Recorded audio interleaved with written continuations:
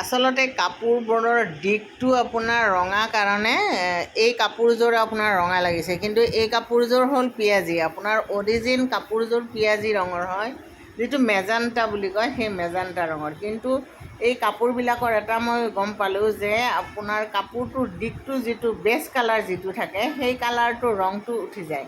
এই কাপোৰযোৰ কিন্তু বিৰাট ধুনীয়া, পিঁয়াজী ৰঙৰ বিৰাট ধুনীয়া কাপোৰ এযোৰ। Ready to ৱেৰ 4800, ready to ৱেৰ 4800।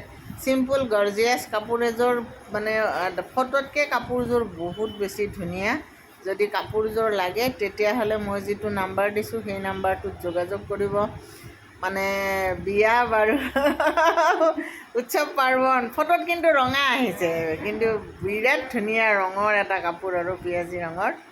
যদি লাগে তেতিয়াহ'লে যোগাযোগ কৰিব, খুব ভাল পাব। আৰু মানে চিম্পুল গৰ্জিয়াছ কাপোৰ এযোৰ যদি আপোনালোকে বিচাৰে 4800।